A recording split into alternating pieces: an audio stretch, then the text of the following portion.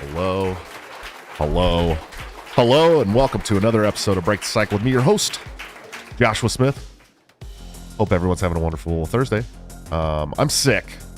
I am sick tonight, but I didn't want to cancel another show and not have a show this week, so I'm powering through. I am feeling a lot better today than I was yesterday and the day before, so I'm hoping I wake up feeling fine tomorrow, because at 3:30 in the morning, I have to get up and fly to California, so I'm not stoked about the flight, but I should feel a lot better. I mean, like, I'm draining out. I feel a lot better today. I don't have a fever or anything like that, so just the sinuses now, and which sucks on the airplane. Yeah, it's not gonna be fun on the airplane. We've got a great show for you guys tonight. AJ's running a little bit late. He'll be here in a second. Before we get going, though, please go check out our good friend toplobster.com, the man, the myth, the legend, my good friend and partner on Break Cycle, where you can get all kinds of great hats, backpacks, hoodies, t-shirts, leggings. You can even get a really cool custom couch stream Break the Cycle pillow that you see on our couch over there to snuggle with when you watch our couch streams. You can get a 10% discount by using BTC at checkout, or you can join the Patreon, subscribe star, become a member of the YouTube channel under all of my videos by hitting the join link, where you can get into a private Discord server and get up to 30% off 2 weeks before it goes to the general public, if Top ever comes back and does this thing with us. We'll see about that soon. Guys, like I said, we do have a great show for you tonight. Let's check in with my wonderful co-host, Mr. Ryan Kurt. Sir, how are you doing tonight? I'm doing pretty good. Baby has been driving my wife nuts today, so that was fun coming home and managing that, but I'm here. I'm tired, but yeah, you were sick too. Through. Yeah, I was sick. On Tuesday, LPIA had our state convention this weekend. I went to that, and that's probably where I got sick at the convention. Yeah. Yep. Then I came home. Spent a couple days on my ass. I can't tell you how many conventions I've gotten sick at, dude. It's like a lot, though. It's a lot. I mean, because I've been to like 200 conventions or something like that over the last 7 years or something. And so, like, man, I'll never forget Atlanta in 2018 or 2020. I think I got COVID. I think it was the first time I got COVID, and I was ill, dude. I thought I was going to die for like a week. I couldn't breathe. I couldn't walk up the stairs. It was brutal. Guys, we do have a great show for you tonight. I hope everyone's watching. If you're watching, I'm going to start doing this before the show instead of at the end of the show now. If you're watching this on Rumble or YouTube or Kick or Twitch or Twitter or Facebook or Rumble, did I say Rumble? You said Rumble. Or Odyssey. If you're watching on any of those platforms, because we are live currently to all of those platforms, please hit that subscribe button. We need to get those follower counts up. We love you guys hanging out in the live chats with us, and you get alerts when we go live from those channels when we do so. If you're not familiar with Kick, that's a new platform that's really, really cool. It is mostly for gaming, but they have podcasts and such on there too. They let the creator keep 95% of what they own. It is amazing. It is one of the best financial platforms out there for sure. But Rumble's been kicking and screaming for us too. We did 60,000 views on last week's episode on Rumble. So pretty awesome stuff. 40,000 on the episode before that on Rumble. So definitely go to YouTube or Rumble or whatever platform you're watching us on. Hit that subscribe button right now. Hit it right now. So you guys can check out all of our shows Tuesdays and Thursdays when we go live. And then, of course, all the other content. I am doing gaming content now as well on Twitch and Kick and Twitter. No longer doing the gaming content on YouTube just to keep our algorithm podcast related, but we're doing a lot of shorts, and I'll be doing other content as well. Anyways, guys, we've got a great show for you tonight. Very excited. Our guest tonight is a great friend of mine. I love this guy probably more than just about anybody I've met in this movement over the last, 10 years. He's an amazing author. He's wrote The Compact of the Republic, and of course, Thomas Paine, A Life of Radicalism is his newest book. He writes for the 10th Amendment Center and Mises. Occasionally, he is Mr. Dave Benner. Sir, how are you doing tonight? Doing great, man. It's 61 degrees here in Nashville, and I'm still laughing because I remember we both got sick coming back from Georgia in 2022, and then you got the COVID test live on Dan Smotz's show. I was not sick. You guys got sick, and you were my roommate when we were in Georgia, and everybody at that convention got COVID. And you said you sent me a message, and I might have had a head cold or something, I don't know, but you were like I got COVID. I just got to let you know, because we were at the bars hanging out. I think I probably hugged you 25,000 times, and we shared a room, and I took a COVID test live on the show, like a at home test, and I was negative. So I guess I'm too powerful for that stuff now. Who knows? So how are things going with you, Dave? What have you been up to? How's the book selling? Is everybody enjoying it?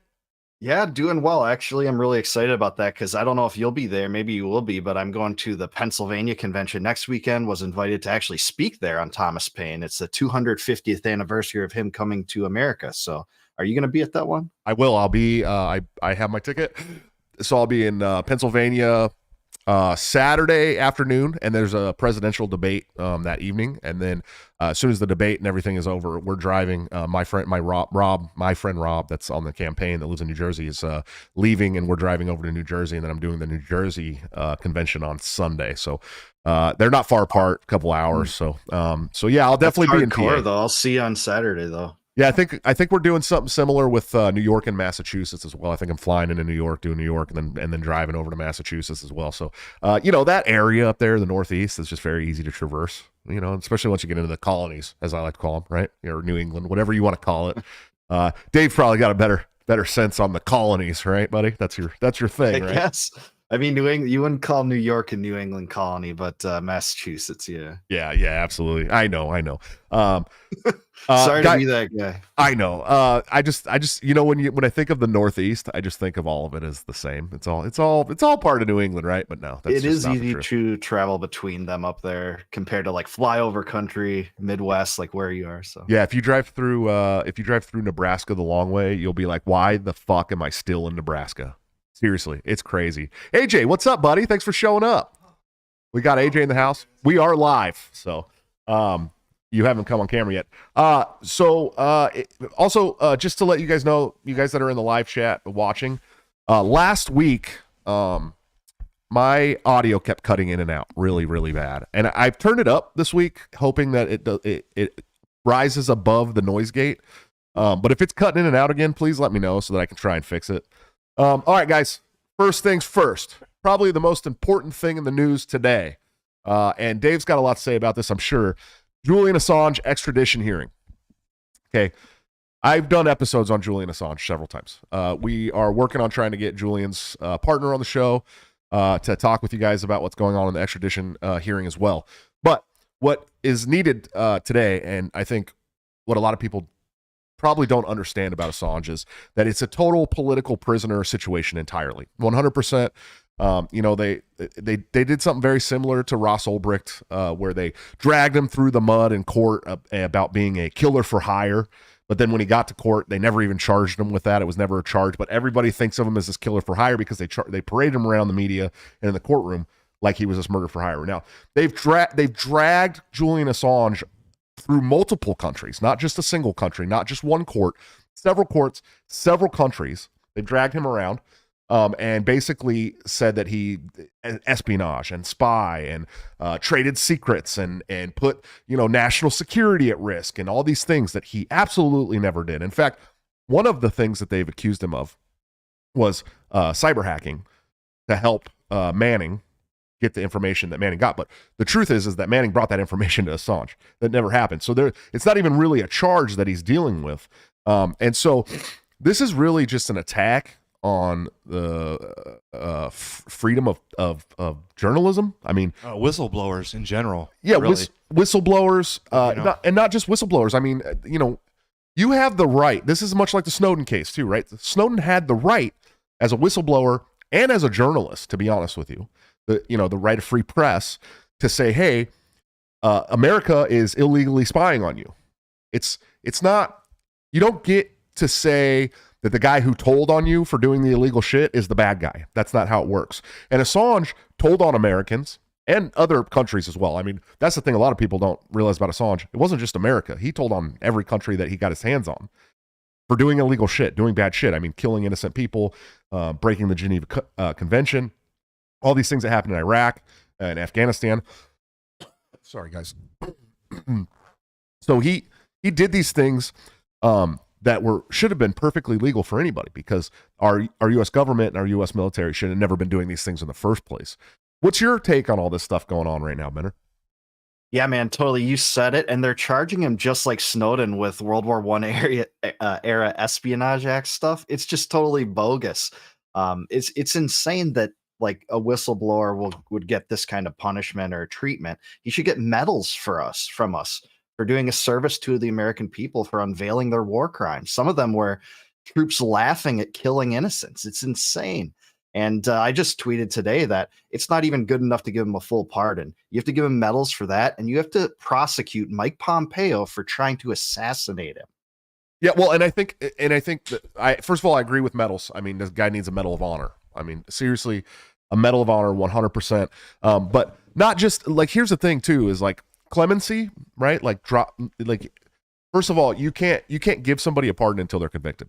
That's how that works. When I'm going through the rules of the campaign, or going through the rules of the presidency for my campaign, I'm starting to learn a lot of things that, libertarians in general do, where we're going to abolish the ATF, we're going to abolish the Federal Reserve, we're going to pardon Assange and Snowden and all these people. But the truth is, the president actually doesn't have the power, first of all, to pardon anybody who hasn't been convicted.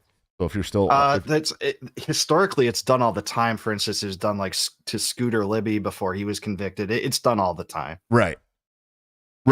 But technically, you don't have the power. So I'm not saying that it can't be done. I don't agree with you on that one, but I'm not going to fight you. But I will say this.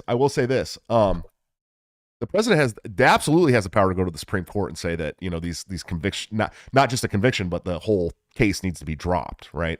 And you do have presidential power with that. But also, any court in this land could look at this case unbiasedly and say that he has freedom of the press to do the things that he did. I mean, I don't know anybody who's actually dove into this case, even people on the other side of issues from me, that's looked at this case with Assange and said, oh yeah, that guy needs to be in prison. Like nobody at all, right? Like I bet I could call my grandpa up and he would say he needs to be in prison. The DOJ is saying that. Trump and Biden's DOJ is saying that. Have we covered the I don't get your lead. No, this is the first topic. Okay. Have we covered that when people release, whistleblowers, we'll call them, when they release information that could endanger military personnel, active operation? Right. But that's the thing, is like, even if they're doing something illegal, right. The onus is on them to prove that they weren't doing something illegal, not on the person who reported them doing something illegal. Yes. So a whistleblower is covered entirely. The whistleblower laws in the United States covers a whistleblower that is showing the public or bringing this situation to a court. It covers them entirely if the situation is illegal for the people they're whistleblowing on.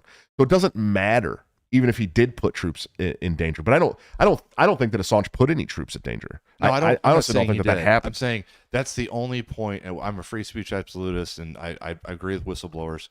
I think that's the only point where I'm like, okay, hold on a minute. What do you think of the is it War Thunder community that constantly keeps leaking military documents about tanks so they can simulate tank battles more accurately? Oh, God. Nerds. Yeah. Is that the Air Force guy that was arrested not too long ago? Was he part of that community? Yeah. Yeah, that's what I thought. And there's a meme, I see it probably every 2 weeks, where it's just 0 days without the War Thunder community leaking classified documents. The War Thunder thing is, was it 40K or something? I'm not into it. I don't know. I'm not into it. War Thunder 40 something? No, there's Warhammer 40K. That's being 40K. made into a TV show starring Henry Cavill. Oh. Yeah. That might be up. That might be up Dave's alley there. That is levels of nerd I don't dare. There was a Grantham video where he was doing an exercise with some military guys, and they made their own patch, and it was a War Thunder Warhammer 40K. Yeah, it was a War 40K I believe it. Where'd you get the idea for that? It looks like a Nazi patch. They're like, it's from a video game. Dave, you like Warhammer? Is that your thing? No, I am a gamer actually, but I'm not like a tabletop Warhammer figurine guy. I do like ARPGs and classic retro games. Maybe we've talked about that. Yeah, no, because you've done like gaming content online before too. Yeah, I have a pretty big YouTube channel on that. I don't really mix it with politics that much, but I do. Yeah, I was surprised to hear my friend, who is this wonderful Politico and writer and knows so much about American history, was also like a super gaming nerd that has a very big gaming channel. And because I'm a gaming nerd too, but I don't get into the RPGs and stuff like that. I'm just not good at that Well, stuff. there's a merger now. You're the most normie gamer. Yeah, I'm a of all normie time. gamer for sure. I'm like Call of Duty and Fortnite and There's a merger with Sports those games games and warfare. occasionally. There's drone operators yeah. that, when they were little kids were playing what? Super Nintendo probably? Oh yeah, I'm sure, dude. N64. Hey, So, shout out we're entering that to age. shout out to State of Zeal for the $9.99 super chat. Thanks, man. He said keep up the great work, Infinite Zeal. He's the man. We love you to death over here, buddy. Thank you. There are people. Let's see. Uh-oh. It says that we got other super chats too, but I can't see them. So maybe I need to refresh the chat. But anyway. I'm not seeing any other super chats. I see something from Tyler that's got money signs on it. I don't know if it says it's from YouTube. Maybe it's just because he's a James Gentleman too. Benner wrote a good 14th A pamphlet. And James Gentleman also said, I'm not sure what's weirder, a Cowboys fan from the Bay who lives in Iowa or a Green Bay fan from Minnesota who now lives in Tennessee. Huh. I think those are just... Is that which one's weirder, Dave? What do you think? Well, you're clearly weirder, especially because my team crushed you in the playoffs. Oh, dude, you guys have been crushing us for a decade, dude. It's not fair. It's not fair at all. I don't know what's going on. I thought maybe it was just Aaron Rodgers, but I was wrong. We have like a Green Bay curse. But also, let me just say that it's definitely weirder for me because I grew up right outside of San Francisco, and San Francisco is like an absolute like historical rival for the Cowboys, like one of the biggest historical rivals for the Cowboys. And all of my friends are Cowboys or Raiders fans, and I grew up they're all 49ers or Raiders fans, and I grew up a Cowboys fan. So it is a little weird for me to be a Cowboys fan. I get that. It's okay. Guys, we got to talk. We got to talk. Okay, so we got a little through the Assange thing, but I do just want to make a point before we move on that Assange should absolutely be released. Should absolutely be pardoned. Yeah. Should absolutely receive a medal. Should absolutely be one of the greatest living journalists alive today. He should be right up there above, Tucker and Greenwald and all these guys. I mean, he really was at the forefront of this like alternative media stuff. And I don't think people understand that, like there was no alternative media when WikiLeaks came out, dude. I mean, prior to WikiLeaks, there was like zines. You know what I mean? Like people were making zines in their basement, okay? And there was literature and publications and stuff, but like WikiLeaks was like one of the first really like serious alternative media platforms that basically put out like real media. And this is as much about the big corporate mainstream news media channels wanting Julian Assange's head for doing those things as it is about a federal government that hates people telling on their lies. It's got a lot going on, and there's so many facets, and there's so many people that are against him, the very rich and powerful elite people. I mean, this is, when I talk about class, how I like to say that the left is right to have a class consciousness, but they're wrong about their class, what classes are which, right? They have this, the boss class and the white class, and there's all these classes. There's only two classes. It's the elite and the rest of us, right? That's true. That's the absolute truth. And Assange made a very big name for himself, stepped on the toes of the elite, not just the government, but, giant corporate news media outlets, giant big tech companies. I mean, like the military industrial complex. These are the people that will, you'll wake up one day with 2 suicide shots to the back of your head in your backyard, right? Like this is. We call that the CIA Medal of Honor. Yeah, it's a CIA Medal of Journalism. Yeah, Medal of the Medal of Journalism. So like Assange is absolutely innocent of any charges first and foremost, but also should be honored as a hero that he is. And I'm sick and tired of our federal government, especially, who's kind of the head of this monster, if you really think about it. When it comes to like NATO, obviously we're funding like more than 40% of NATO. Okay. We fund countries around the world. We've given, $500 billion to Ukraine. We've given billions and billions and billions of dollars to Israel. We fund all these countries. We do all this bad shit. We've leveled and toppled and destabilized countries around the Middle East for a generation. And we're going to put a journalist in jail for telling on us? No. Absolutely. The not. ramifications are huge too. I don't think any journalist has really been prosecuted like this in a century since World War One. Eugene Debs was a famous case, but there were others. So this has huge implications for journalism going forward. It's a yeah. I mean, it's one of those things, right? Like when what we just saw happen to love him or hate him, Alex Jones, right? This $1 billion lawsuit, right? Journalism is not just under attack; it's at war, and it's been at war in the United States for quite some time. And there's not a better case study than the Assange case, but also Alex Jones, right? Alex Jones used his free speech to say what he wanted to say about an incident that maybe you agree with him or maybe you don't. We're not going to talk about it on this channel. There's a reason why, but you know why.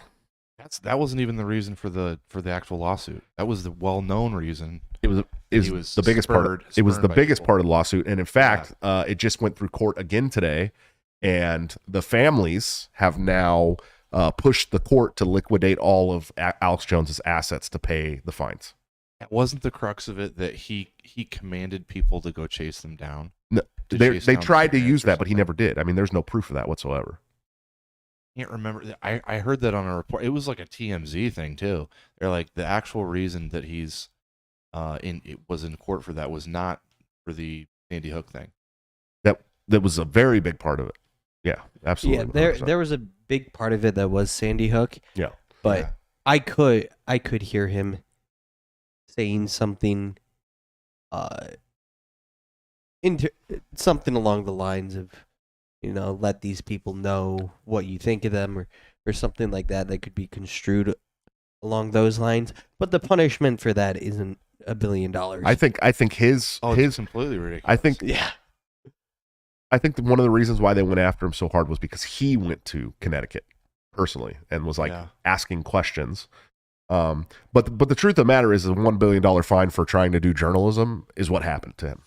Period. Yeah. I mean, there was no crime committed at the end of the day. Just like Assange, they made an example out of him. And just like Ross Ulbricht as well, but obviously for different reasons, not for journalism, but for creating a e-commerce site that circumvented the federal government, right? Yeah. Like how are they going to get their taxes? Well, we're going to put you in prison for 2 life terms. What do you think is going to be the outcome of this extradition hearing, Dave?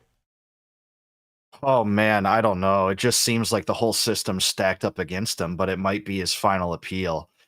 If this trial goes forward in DC, it's going to be a huge media spectacle. I don't know. I don't have a solid enough prediction, but it seems like things are up against him. Yeah, it's really gross. It's gross what's happening, and it's a war against. I talk about this shit all the time, right? Like the Civil War, right?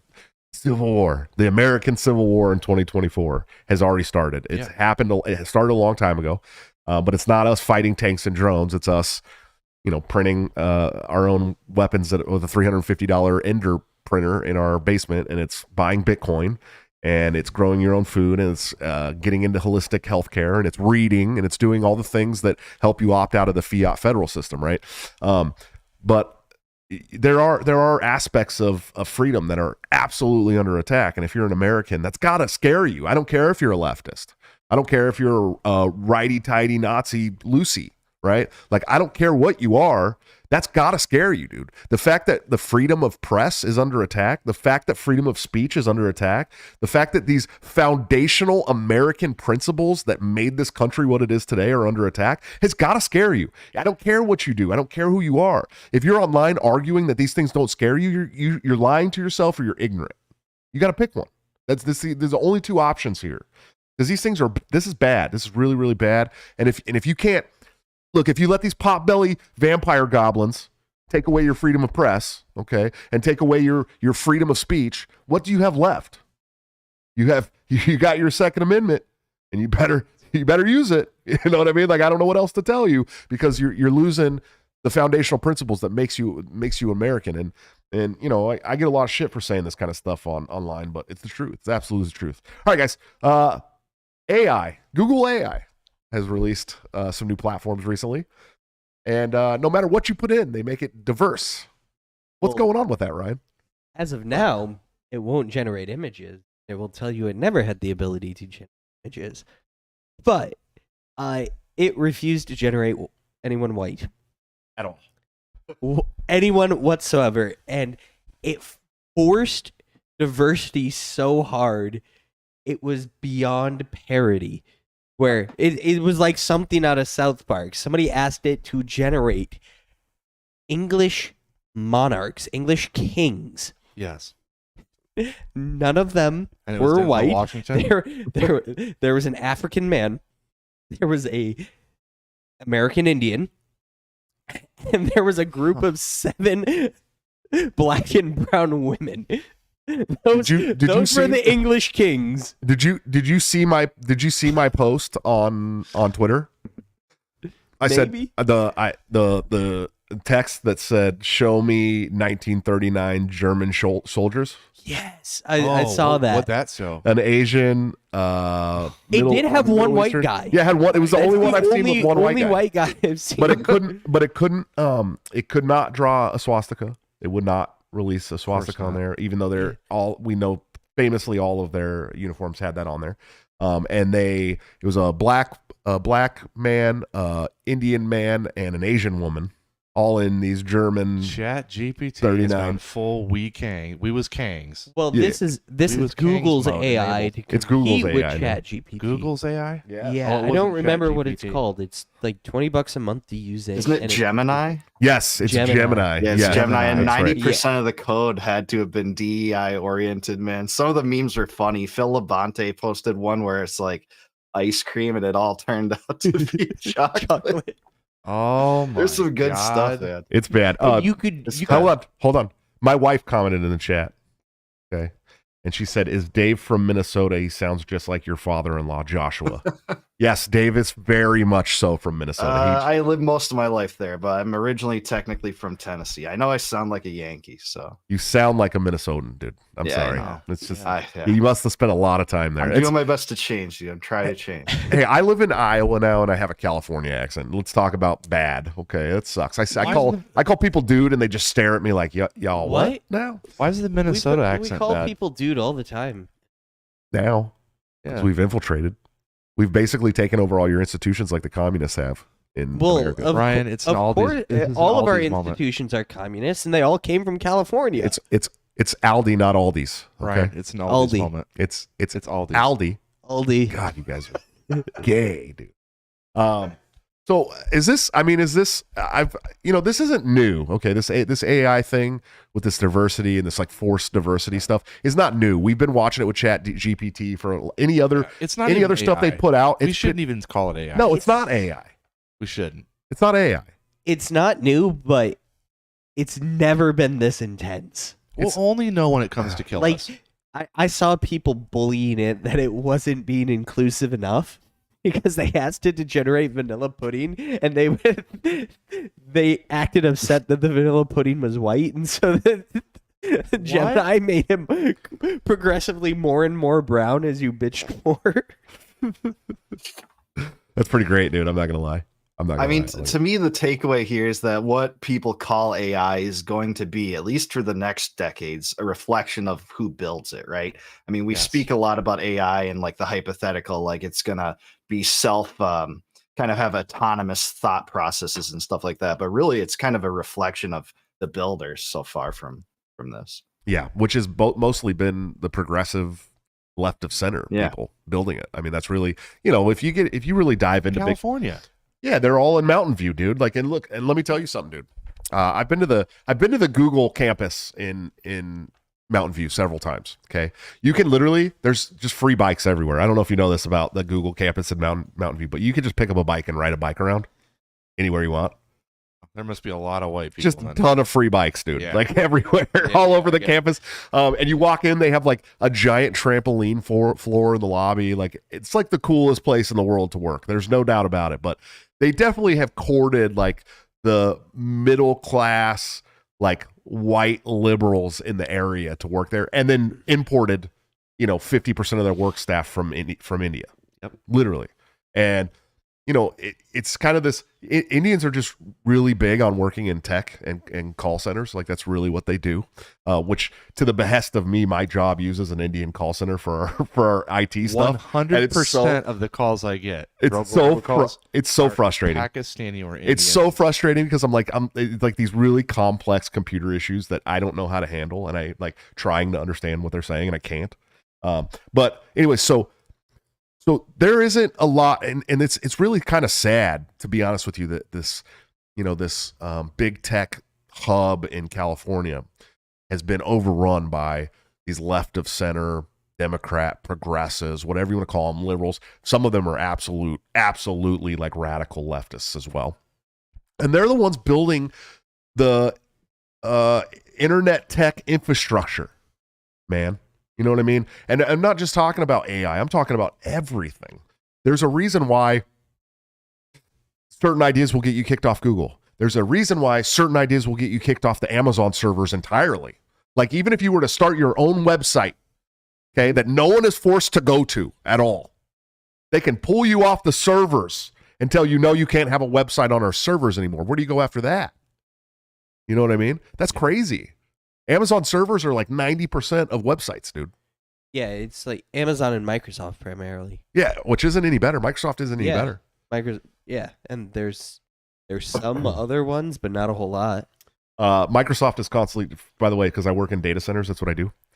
And Microsoft is constantly trying to headhunt me and recruit me. And I can only imagine if I was to go work for Microsoft, what it would be like. I mean, it'd be 2 weeks. 2 weeks before they'd be like, oh, you're fired. I mean, it would be 2 weeks, if max. You know what I mean? And Facebook too. Facebook has a big data center here. Yeah, exactly. James Damore.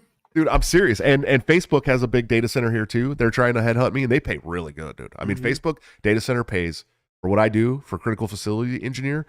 I mean, we're talking, starting pay over 40 something, 50 an hour. I mean, it's big, right? But like, could you imagine if I went to work for Facebook? It would be a week. It'd be 1 week. I did apply to Meta. Of course you did. Oh yeah, it's Meta now. I forget it's not Facebook.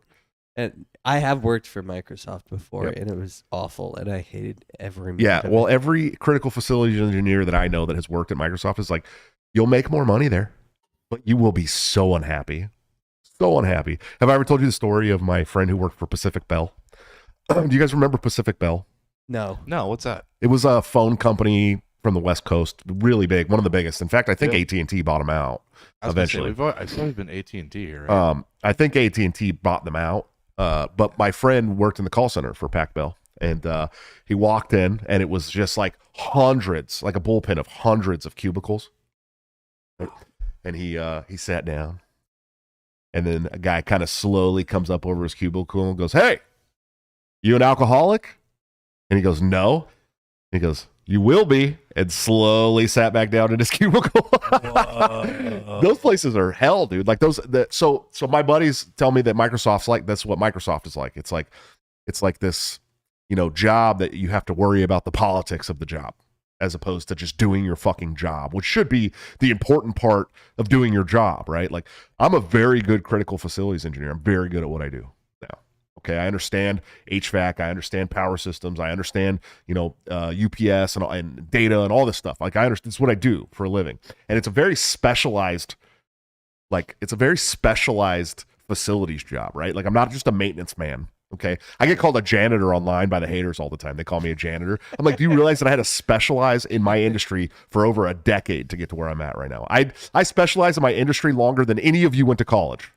Okay, to get to where I am. And you know what? By the way, janitor is a very fucking respectable job. I have a brother who works in the big hospital in California as a janitor. You know how much he makes more money than I do. He makes like $50 an hour. And he's the shop steward for his union. He tells me all the time, he's like, yeah, man, I'm like the mob boss now, dog. He's all sleeved up, got tattoos all the way up to his chin. He's like he drives a Cadillac and wears he's got a Beamer now, and he's got shoes that match his Beamer. You know what I mean? Listens to that rap all over the place, and he's like, he's gonna come on the show sometime. His name's Chris Connors. He's like, dude, you gotta have me on your fucking show, bro. It's gonna be sick, bro.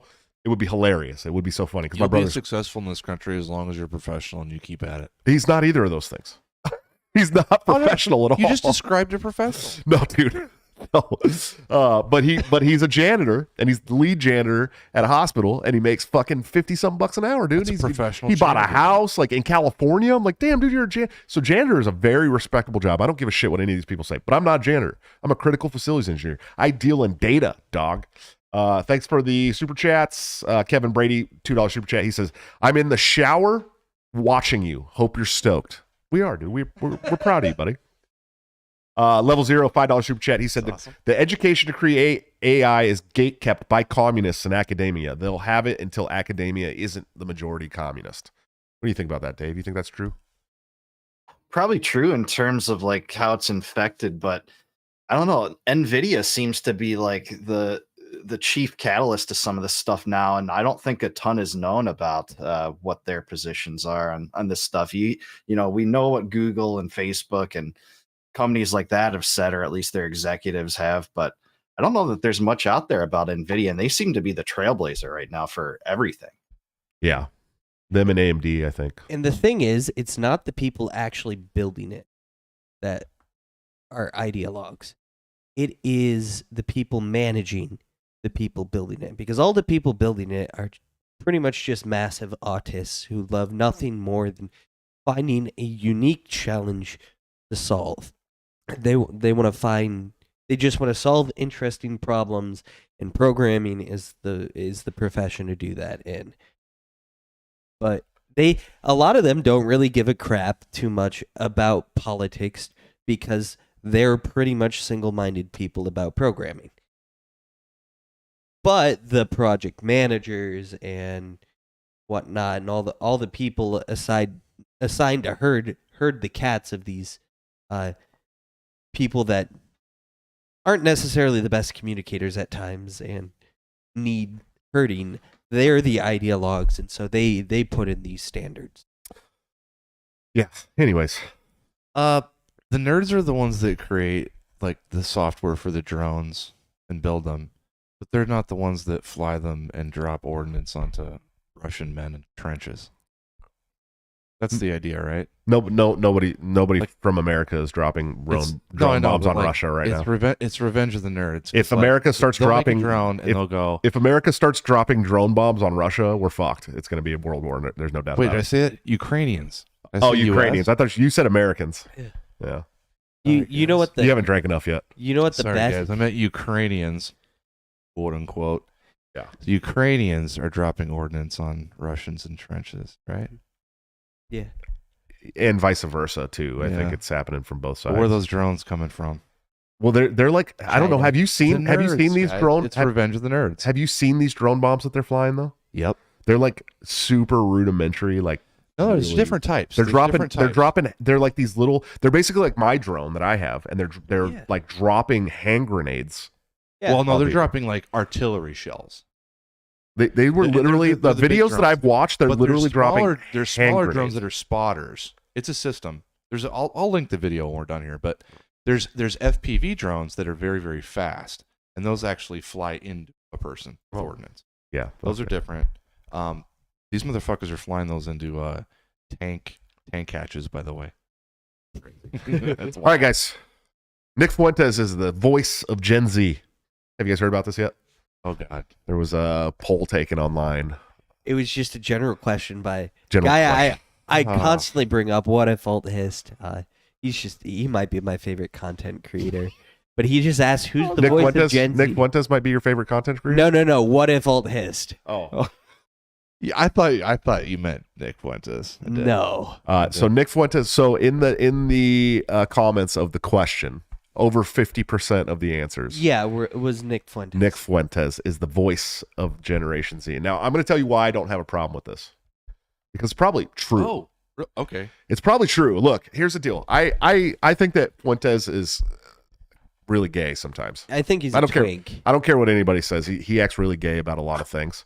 But he is that kind of like Gen Z ire of the huge, insane shift away from like normalcy in the United States, right? Like if you were to throw away his white nationalist talking points, which is what everybody calls him, I don't know that all of his talking points, a lot of them are Catholic, okay, because he's a Catholic. A lot of his talking points come from Catholicism. Okay. Yeah.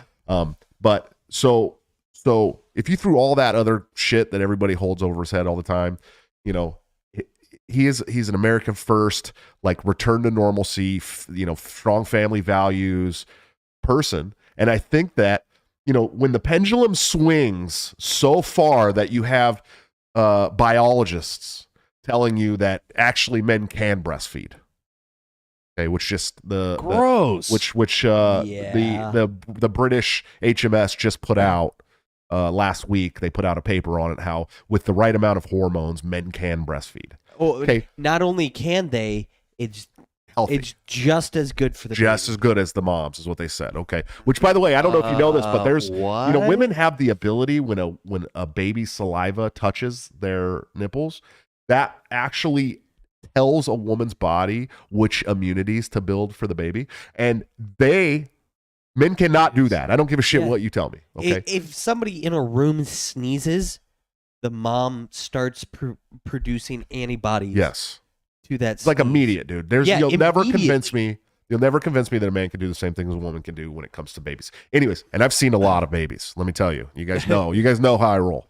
But anyways, you had me at man nipples. Okay, so anyways, in a society that has swung the pendulum far enough to get there, there's got to be a hard swing back, dude. Okay. And I do believe that Gen Z is the hard swing back. I'm watching these young kids online that are pissed off. They want everybody who's not American thrown out of their country. They want to return to normalcy. They want the left chucked from the helicopter, right? Like this is young people in America that feel this way, man. My 12-year-old comes home from school and reiterates things that I've heard online on Twitter sometimes, and I'm just like, dude, these young kids are literally swinging the pendulum back. And like maybe you're not okay. And we'll have Iggy Normus will be on the show in next Tuesday, I think. And not this coming Tuesday, but the Tuesday after. And he's kind of a Christian nationalist as well. And there is this kind of like this young group majority feeling that, my generation and the generation before mine have destroyed this country entirely. And I said it last week on the show that we have to be the strong men that bring good times, or our kids are going to have to be it. Right. Agreed. And I think that they're doing it. I think they are. I really do believe that. And so when I see people on Twitter, kids on Twitter come and say that Nick Fuentes is the voice of Gen Z, I don't disbelieve that. I don't disbelieve it. I think Nick Fuentes is a weak man. Here's the thing. He'll debate you. Careful. Here's the thing about Nick Fuentes. I don't care. Here's the thing about Nick Fuentes, dude. You can call him a weak man all you want. Mm-hmm. I don't particularly like Nick Fuentes, okay? But I will say, to say the things that he does publicly, you can't be a weak man, dude. That's bravery to say those things, okay? Because those things get you kicked off platforms. They get you on no-fly lists, which he's been on, okay? He can't fly. He can't fly, dude. The guy can't fly. Okay. That's not me saying that I agree with him, but it does take a brave person to say those things publicly in 2024, where they can literally steal your PayPal account, dude.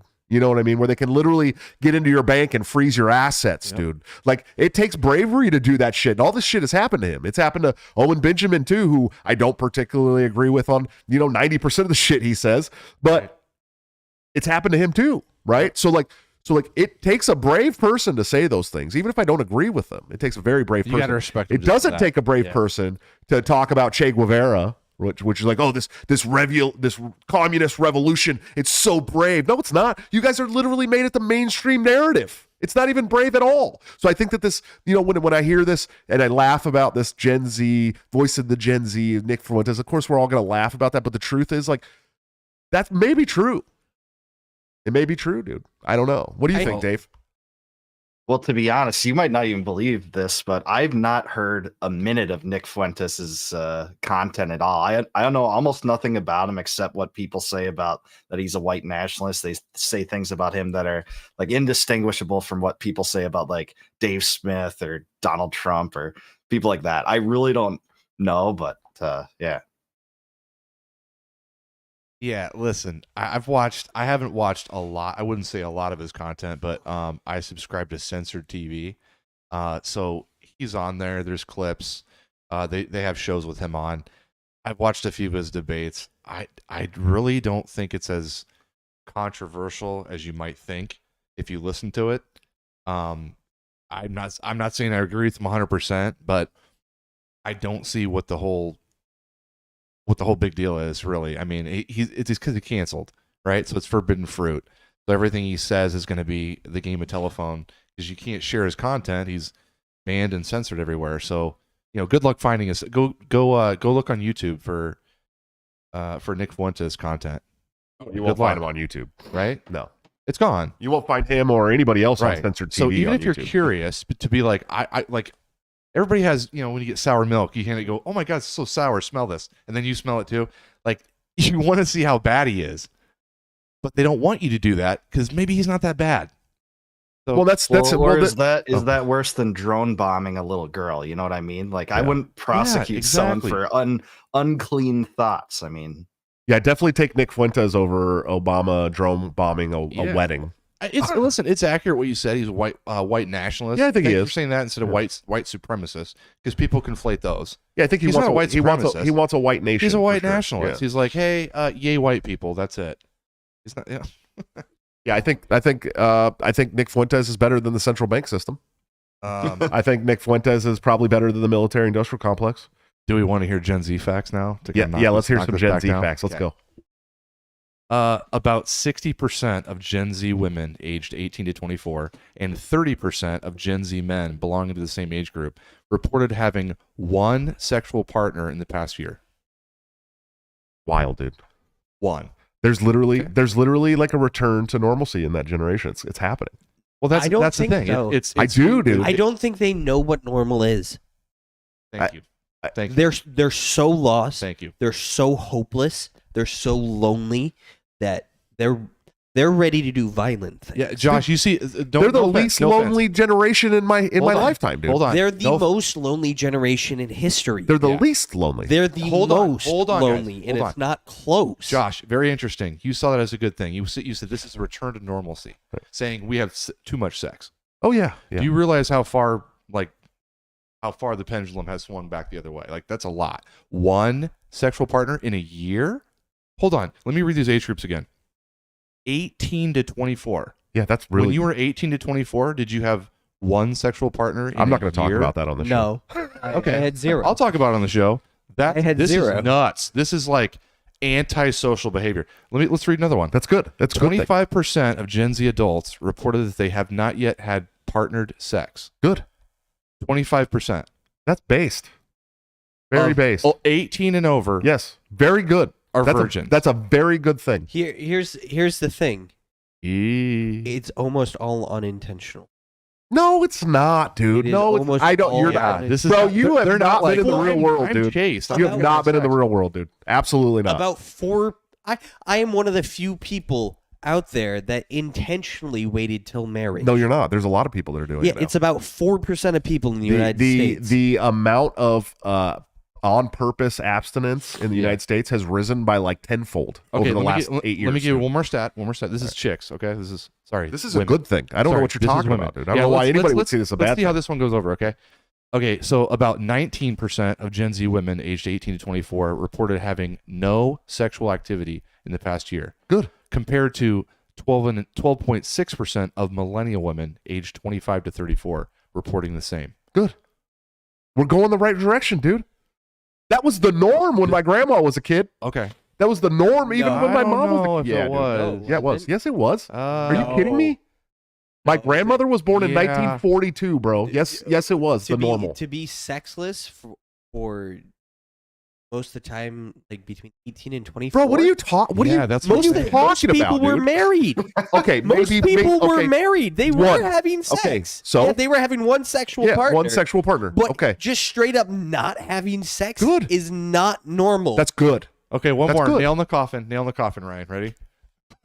30.9% of Gen Z men aged 18 to 24 reported no sexual activity in the past year, compared to 14.1% of millennial men aged 25 to 34. Absolutely based. 10% so like, you know what I'm more saying? 18 to 24 people. and then 24 to 25 to 34. Good. It's like the next age group Good. Of millennials. What do you see that's bad about this? No, hold on. No sexual activity in the past year. That's not a good thing. That is a good thing. That's a great thing. Zero. Very great. Why is that good? It's good. Do you know who commits revolutions? They're supposed to be married and having kids, Josh. Okay. They're supposed to be married and having Okay. kids at 18 and 24. Do you think that That's the trend you're saying is happening. That's you're- not happening. So they're going, 25%, I'm scared of women. Listen to me. 25% of Zillennials, we call them, Gen Z. Yeah, Okay. yes. What was it, 25%? Yeah, 25% Okay. of Gen Z adults. reported they have 25%. not yet had partnered sex. So they have not gotten married and they're not having sex. Well, that doesn't say married. Yes. It doesn't say No.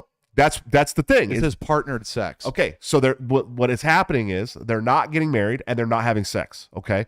But that doesn't tell me what's happening with the other 75%. How many of those people are actually married already, okay? Because there's marriages in America are actually going up with the younger generations. I don't look that up, okay? Younger ages. Look up with I haven't the heard any Gen Zs.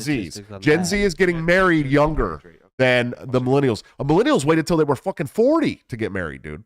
Okay, literally, like the millennial generation, fuck marriage rates in the United States up by leaps and bounds. Okay, because everybody was out fucking raving and partying and finding OnlyFans and having sex and doing all this absolute degeneracy. And now we have younger kids that I are got trouble here. what? So how are these Gen Z people getting married if they aren't going on dates? What are you talking? Like Yeah, I think Okay. it's somewhere around 30% of people. Dave's an old man like me. 30% young.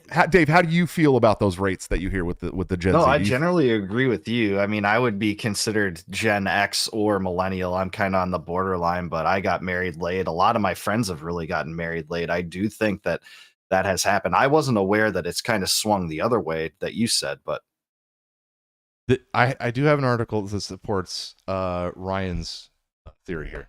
Go ahead. This is from what counter? Here's the thing: everything Thriving you find Center of Psych.com is going to support my theory. What's that? Everything that you are going to find will support my No, theory well, because Yeah, I think it I've will. looked It's on the- into this Yeah, a they will. lot. Hey, well, because it's tech guys writing it. It says wedding bells aren't ringing as much nowadays. It says U.S. Census Bureau statistics: 1 in 3, 15 or older have never been married in 2022. That's 15 up. or Hold older? on, hold Oh, on. very good. Some states it's low, dude. That's up from about 1 in 4 in 1950. So in 1950, 23% had never been married. Yes. Here we are, 2022. Now look up- 1 in 3. Now look have up not been married. 2005, dude. Okay. 2005. Okay. Yeah. This is all talking about, just by the way, the gist of it is their attitude towards marriages. They want to hook up and like settle and like live in partners, but they want to wait to get married. They don't actually want to tie the knot right away. I disagree That's with the what Gen this is Z. saying. That's millennials. Millennials did that. No. Yes, they So did, dude. 73% Young- feels too expensive to get married in the current economy. Yeah, It's a young men cost thing. don't want to take the risk. Uh, They don't view marriage as worth it. A large Do you section of them. do you understand that marriage is up in that demographic since the 1950s? Did you not just hear what he said? No. It went up. The not married trend went up. Yeah, Oh. less people There's are more. getting married. There's more One not married. So 1 in 3 is it was not married. 25% and 24% or whatever in 1950, and then It's like it- 35. yeah, Find what it went was up. in like 2010, dude. I bet you it's gone way up in the last 10 years. Dude, people are putting way bigger emphasis on things like the young generations. I'm not talking about 25 and up. I'm talking about 20 to 24. Maybe we're not talking about Gen Z. That is Gen What's Z. the next one? Gen Alpha, but Gen Alpha isn't old enough to get married yet. Yeah. So Gen, I don't know. Okay, Are they all right. 15? Hey, listen. No. This is 15. Listen. maybe Here we around go. 15. I'm just going to put it out, and then we're going to end this segment because we got more stuff to talk about, and I don't want to keep Dave all night long because he's got dogs and stuff that he's got to go take care of. I know how it goes. Listen. I'm going to end the segment with this though. I think it's a good thing. It's a good thing. Less sexual. Yes, dude, absolutely. Kid, listen, 21 years old, you should not be focused on sex. You should be focused on making your life fucking perfect before you start focusing on other women or men or whatever it is. Absolutely 100%. This whole American cultural idea that you need to go out when you're young and fuck everything that moves and party your ass off and do all these things is bullshit. It's always I never been said bullshit. that. No, but that's the culture that we've lived in, okay? And it's bullshit. It's destroying the brains of young men and young women. And I do believe it's part of the pendulum that's swinging back. I think that the younger generations are going, yeah, we're not going to just fuck every person. I think that genuine connection is going to come back. I think faith is coming back, making a huge comeback as well. We're watching people talk about faith. I don't think you know what you're talking about with the younger generation, dude. I really don't. I really don't think you know. We just had a statue of Satan. 3 Gen Z men report having zero close friends. Yeah. What do you mean genuine connection is coming back? I think that genuine connection is coming back when it comes to relationships. 12% previously. Josh, they're not even fingering. They're not even good.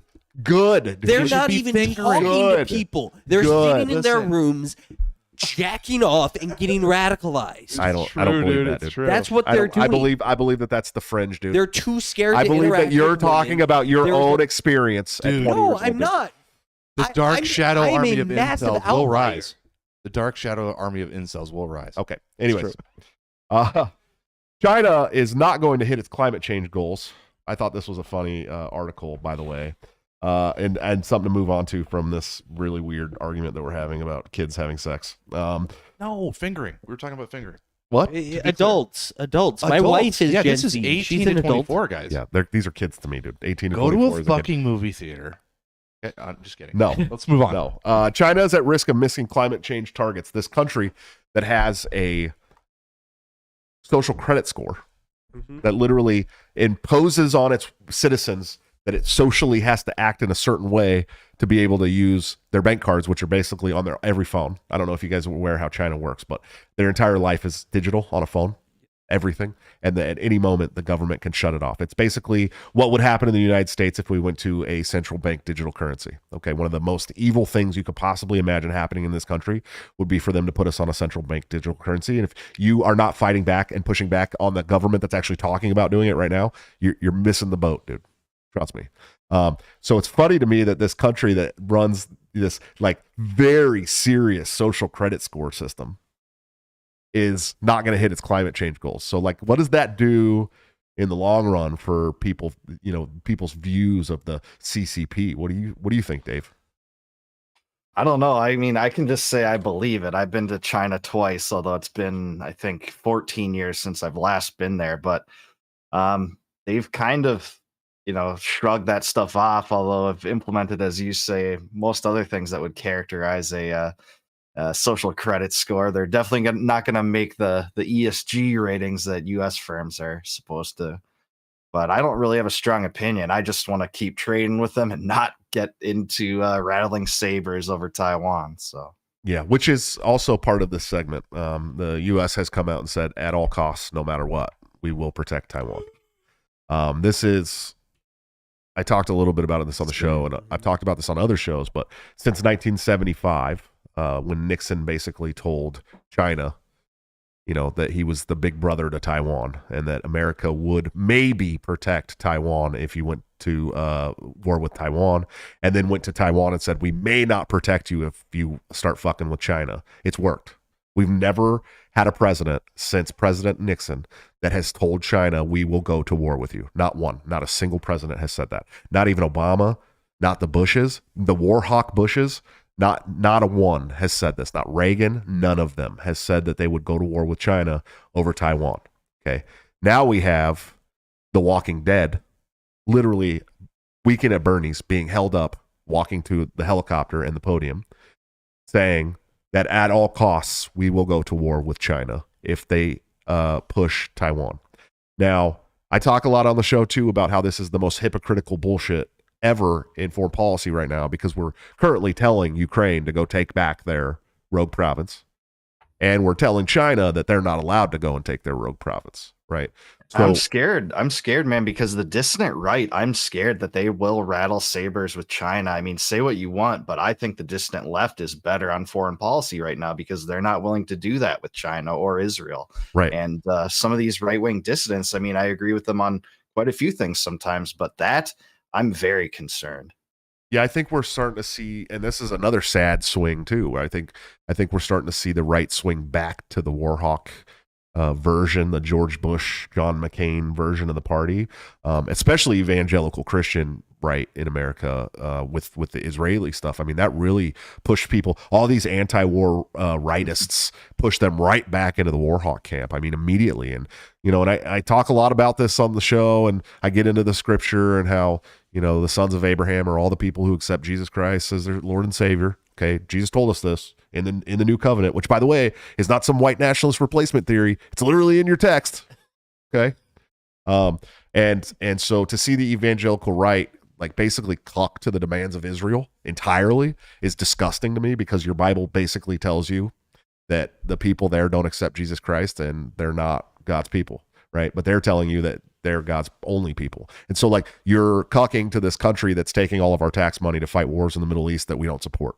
And it's really like kicked the Overton window for the dissident right, not just the dissident right, but just the right, the evangelical, like Christian right, which is a huge portion of the Republican Party. I mean, really fucking big portion of the Republican Party. It's really kicked them back into the let's go destroy the entire Middle East camp, when most of them had been kind of come to this conclusion. It was like, okay, Afghanistan went on for 21 years and they lied to us about it, and okay, we were wrong, and Iraq was bad, and now we're bombing Iraq again for the fourth time since I was 9. Okay, we're talking almost 40 years of bombs in Iraq. Iraq is a desolate wasteland now because of the American foreign policy. And it used to be a big, Baghdad especially used to be this big, beautiful city with all these, normal people that live there, kids and dogs, and it's just a wasteland now because of American policy.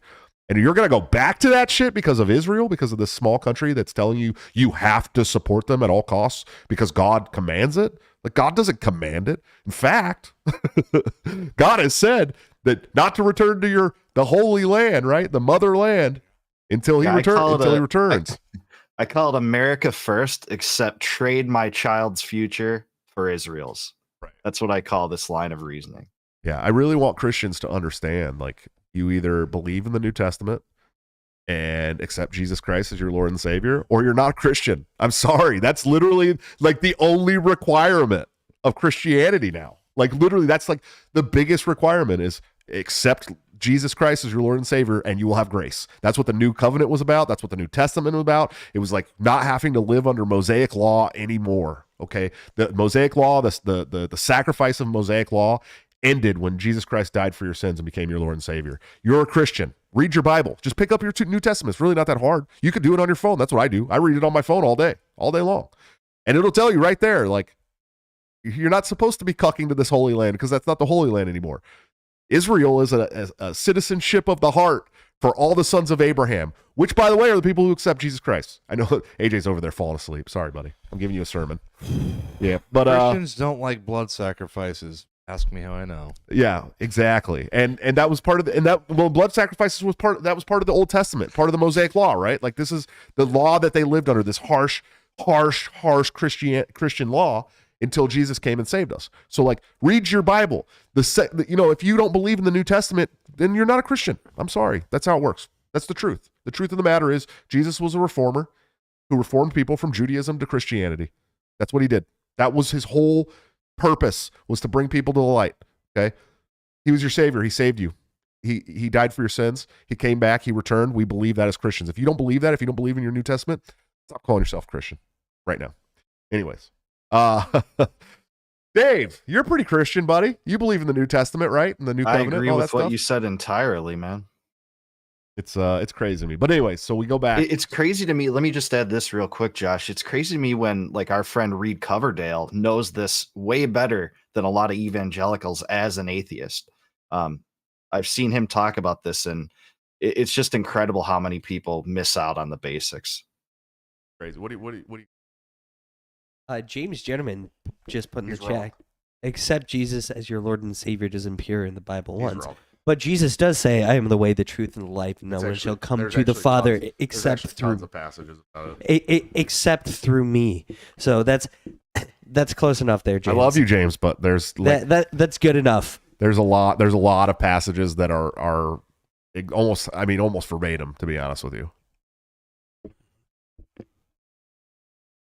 That was my piece. That was it. That was all you had. Yeah. When I say my piece, I stop talking. There you That's go. how this works.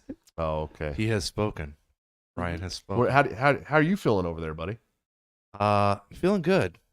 I think you were saying about if you it was about what was he saying about trading for futures, our children's futures? Oh, trading our Oh, children's futures for Israel's, right? yeah, it's like the mentality. I'm trying to kind of expose the hypocrisy, right? And Josh hit it on the head when he said, these American first people, just that evaporated once Israel came into the mix. So it's America first, but still, I'll trade my child's future for Israel's, right? Yeah. I agree with that. When you James said has that, asked me that to hit show. home. James has asked me to show him. James, go read Romans 10:9. It says, "If you declare with your mouth Jesus is Lord and believe in your heart that God raised him from the dead, you will be saved." It's literally like the Yeah. basis of the New Testament, my man. This could spiral out of control, but I agree with James and the fact that baptism is considered induction, particularly in Acts 2 and also 1 Peter 3:21 and 22.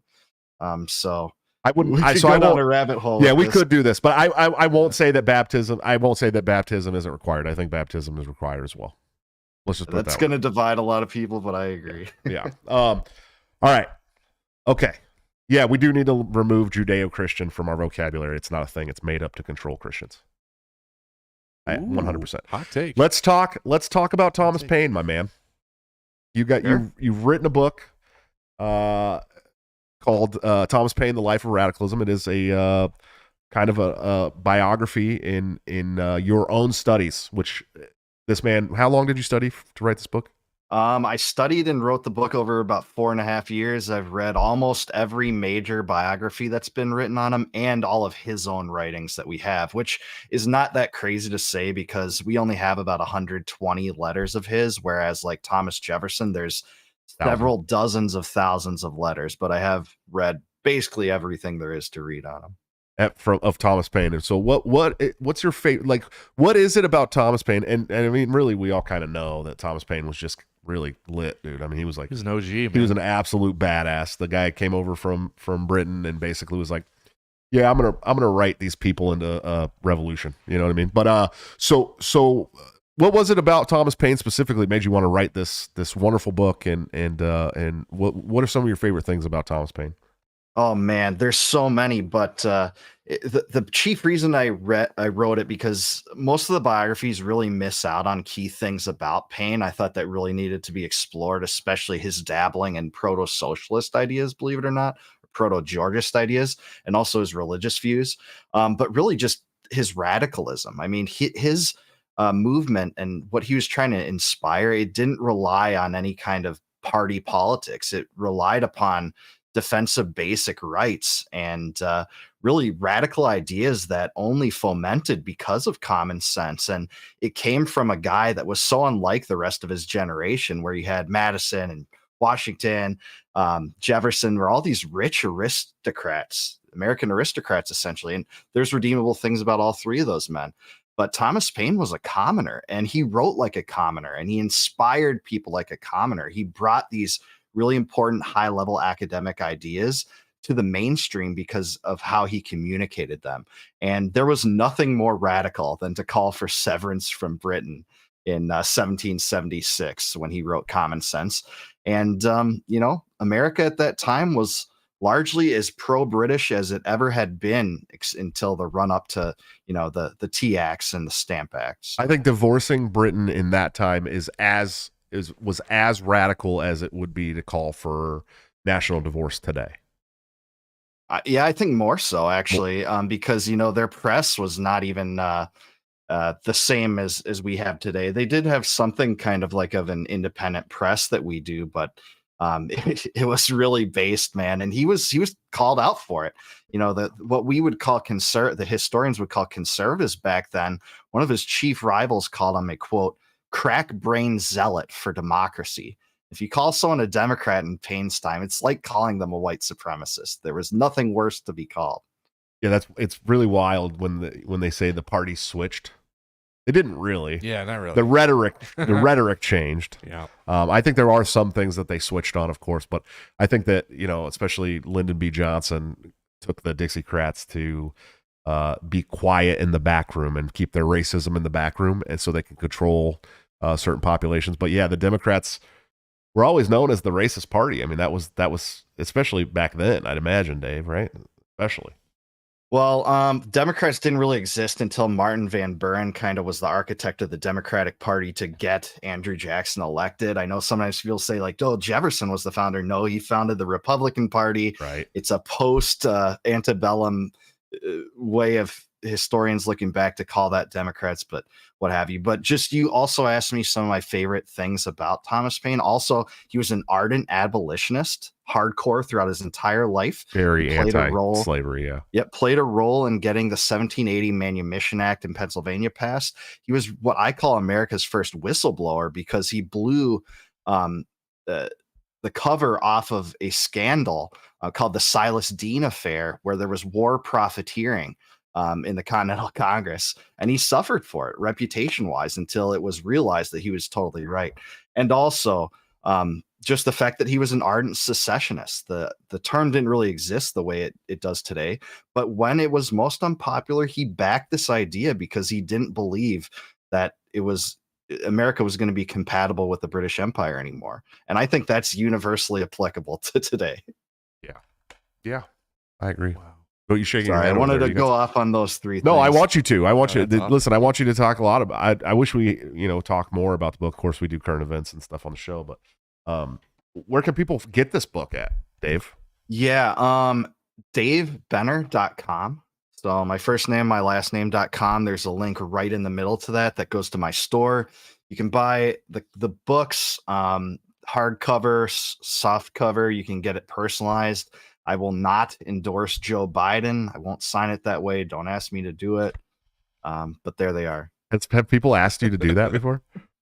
I have to just do a disclaimer, man. Okay, all right. No. I was like, I'd be Thankfully, weirded no. out if somebody that was like a fan of Thomas Paine was like, "You must endorse Joe Biden." That'd be so you'd be weird. surprised. There's a lot of like Georgists that love Paine because really he inspired Henry George, and Oh, sure. he kind of called for the first progressive income tax in Western history and a proto UBI scheme that Andrew Yang cited in his presidential election. So he wasn't perfectly libertarian, but he certainly was radical.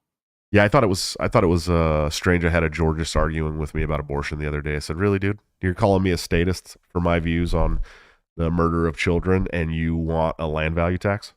Like, you're calling me a statist, and you don't even want people to own their own land? What the hell are you talking about? How are you calling me a statist, dude? That's crazy to me. At least there's some moral claim to my side of this kind of argument about abortion, right? Like, I have like a moral." In my opinion, a moral obligation to make sure that babies have their individual rights also respected. And you're telling me that you think people should have to pay a land value tax ad infinitum forever on their land? That doesn't make any sense to me whatsoever. How you could call me a statist? Sounds kind of stupid, right? Do you know what Georgism is? Not a clue. No, that's okay, buddy.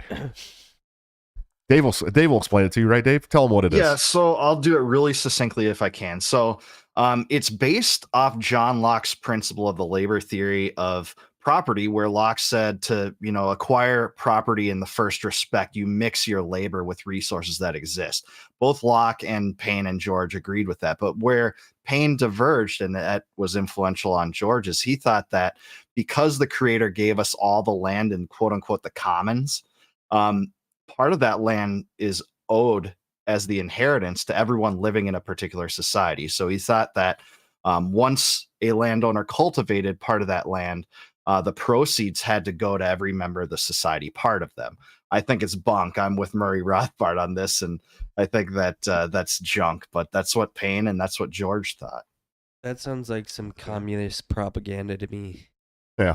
It's Sounds like happening. something that I mean, works. really, truly, it's happening today with property tax already. Yeah, Really it is. If they want to voluntarily give back to the community like that, I absolutely encourage that. I think you Donate it should to your voluntarily local give to church. your community. I really do. And if the community and the state and the federal government weren't attaching my wages, right, like for their own ends, Yeah. I would totally be happy to work on my own street in my own community and give to a local independent school, and you know what I mean. Like, I'd be totally happy to do that stuff. It's just crazy to me that they think you have to be forced to do, because they know you wouldn't support half the shit they do anyways. That's what it is.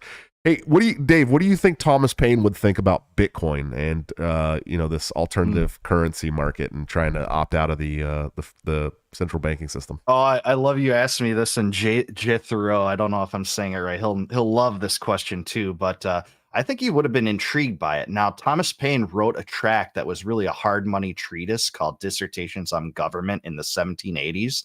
And that was actually controversial because at the time you had not only the Continental Congress at one point printing paper money, fiat, for the first time, the Continental, and currency wasn't worth a Continental. That's where the saying came from. But also the states issued bills of credit that rapidly depreciated and caused a total inflation crisis. So Paine writes this book saying money is money and paper is paper, and all the inventions of man cannot make them otherwise.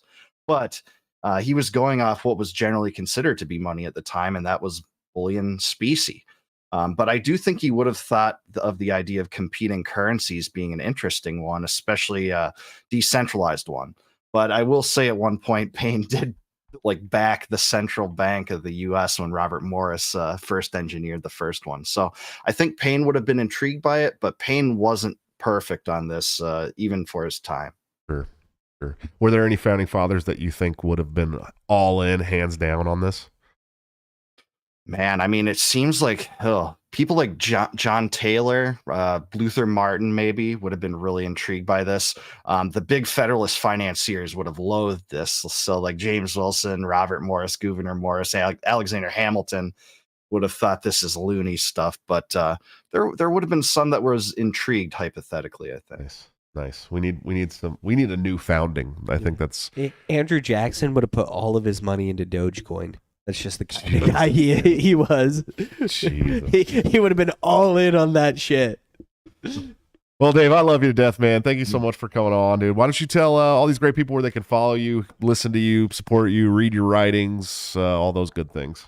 Yeah, man, take a look at the screen at dbenner83. Twitter I'm most active on because it's the most base platform now. Facebook's freaking poison. I used to like it, don't anymore. Check out my website, www.davebenner.com. You can get my books there. I also help run the LP National Twitter. Thanks, Josh, for having me. Love your show. Thanks for everyone that asked questions. Are you part of the Twitter, or are you the Twitter, dude? No, at one time I more or less was, but right now it's basically me and another guy. There's technically 3 people. Yeah, I was wondering. It's a team. I know that the majority. Can you of the time tell? Can you tell? I know when it's you. I know when it's you for sure. There's no doubt about it. Okay. You always have the base tweets, but you are also so I follow your historical tweets or your historical Facebook posts on your Facebook all the time, and so like I know how you write. You know what I mean? Like I also read your book 100 times, but that's for a whole nother story. And so like I could just tell. I can just tell when it's you writing. I hope it's a good thing. No, it is. It's a good thing. And you're not like, if it was me, I'd be like, oh, I'd call everyone retards and nerds and stuff like that. You're very like, you know what I mean? You're very succinct about your thing. They picked the wrong guy. But I also know that you use like big words and stuff. You know what I mean? Like words that I have to pull out the dictionary for. So I know I can just tell when it's you, man. But I love you to death, man. I appreciate you. You're one of the coolest dudes in the whole movement. And please keep going. Let us know when you got a new book out, but everyone should go and buy Thomas Paine, A Life of Radicalism right now. And then also buy Dave's other book, Compact of the Republic, as well, because it's also good. I have that one nice and personalized here as well. Thanks, man. I'll see you in Pennsylvania. I'm looking forward to that. Yeah, I'll see you next week. And man, I'm stoked, dude. Thanks again for coming on. Thanks, Dave. Peace. All right, guys. Another great episode. Dave is amazing. Just one of the coolest guys in the world. And honestly, like, just super down to earth and nice, but also fucking will outsmart you on the history of America. I can tell. I think the only person I know that has that kind of knowledge about, well, not just the founding fathers, but the Constitution, and is anybody at the 10th Amendment Center, I guess. Really, Mike Mahari or any of the Mikes. Michael Bolden, those guys as well. Anybody who's allowed to write for the 10th Amendment Center has to have a knowledge on this stuff, and I appreciate them because they're much, I try to tell people a lot of times, I say it on the show all the time, I'm not the smartest guy in the room almost ever, but I surround myself with a ton of really smart people, and they make me better, and I appreciate them for it. You know what I mean? It's kind of like Dave Smith going on Rogan and saying, well, I just read a lot of really smart people and I can remember their things, right? Yes. And that's the truth. It's really who it's, the vast majority of my foreign policy stuff comes from Scott Horton, because Scott Horton, if you want to know a guy who's got a Rolodex for a brain when it comes to this stuff, that's the man. He's the guy who knows it. I don't care how much you hate how he presents it, how angry he gets, or anything that you have to say about him as a person. What I care about is that man. I have never, ever read anything from that man and not been able to go and verify it right away. His footnotes in his books are almost annoying. Like, it's almost to a point of being annoying, because he literally cannot write something down without proving it all the time, dude. All the time. That's how he does it. And Dave's very good at this stuff too. So go buy Dave's books right now. Go buy Dave's books right now. Don't even wait. Just go buy his books right now and support this man. Anybody who's going to write those kind of books for you, we need to lift them up, not bring them down, right? And so, like, go buy the books. It's worth it. It's worth the money, and you can get it personalized from Dave. And so when he's like, on the New York Times bestseller list repeatedly, you'll have a book signed by the man, because probably once he's on the list, he's not going to be signing your books personally all the time anymore. So do it now. Guys, we got we got some great shows for you next week. I think Jamie from Gays Against Groomers will be here on Tuesday. Let's go. So she'll be yes, this coming Tuesday. I think the following Thursday, typo from Biting the Bullet, and the following Tuesday we'll have Iggy Normus from Steve. I think his name's Steve. But he goes by Iggy Normus, and he does the Call Me Ignorant podcast. He's a Christian nationalist. That's going to be a fun show for me, because we can get into some stuff. And AJ will like it too, even though he's not a Christian. I'll just have a lot of questions. It's really funny because, look, dude, you agree with Christian nationalists on so much shit. I'm going to tell you that right now, dude. So much shit, but you're not Christian. It's really weird to me. It is very strange to me. How you're very, very right Christian nationalist territory without the Christianity. All right, you got anything before we go? Follow me on Twitter at BulldogGamer28. Like, comment, subscribe, follow, share. Please share and follow the show. Share. Yeah, share and follow. Look, if you guys are hanging out and you like the show, subscribe. You don't have to come to every live show, but it'd be nice if you got nothing to do, you pop in, you see a live show, because it alerted you. You know what I mean? Yeah. Some yep cocks in the chat for Ryan. Oh, yeah. Yep cocks. He doesn't ask for yep cocks anymore. AJ, got anything before we go? You know what? Do super chats too. Yeah, we do like the super chat. chat. Drop a $5 super chat. Okay, we know you have it. We'll always it's read the voluntary. super chats. We want you to voluntarily do a super chat, so we don't have to come make you do it. We'll always read the super chats until we had 3,000 live watchers on Rumble last week. Mm-hmm.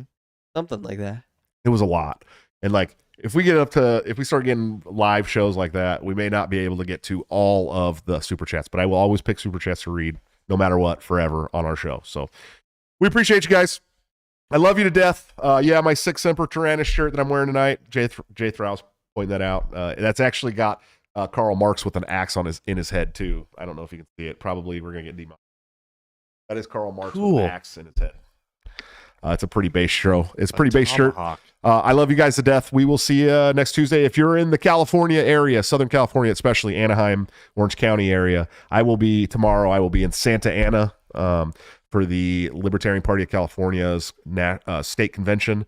I'll be there Friday and Saturday, and then I'll be flying home on Sunday. And then the following week, I will be in Harrisburg, Pennsylvania for a presidential debate at their state convention. And then we will be driving over Saturday night to New Jersey, and central New Jersey. I'll be doing their state convention Sunday and flying home Monday. So if you're in any of those places, come say hi, man. I'd be more than happy to see and hang out with any of you guys. I love you to death. I'll see you on Tuesday. Don't forget to break the cycle.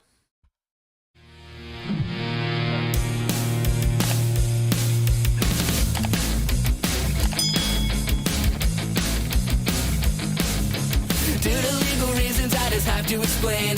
The lyrics of my last song may seem to contain a violent call to action in the verse and refrain, but I just meant it in Minecraft.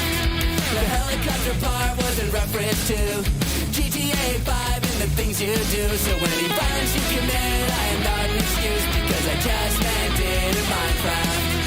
But Chipper is my friend and he's constantly cold. Accusations of incitement getting totally old. Make your own choices, yeah, you have control, because I just meant it in Minecraft. Obviously I would never advocate force, unless there's due process and a trial, of course. And if you're convicted, we will make you a corpse. In Minecraft, just in Minecraft. Nothing I mean, you know it. No product dinners cause it closed from COVID. Holy shit, I think I'm a poet. In Minecraft, in Minecraft.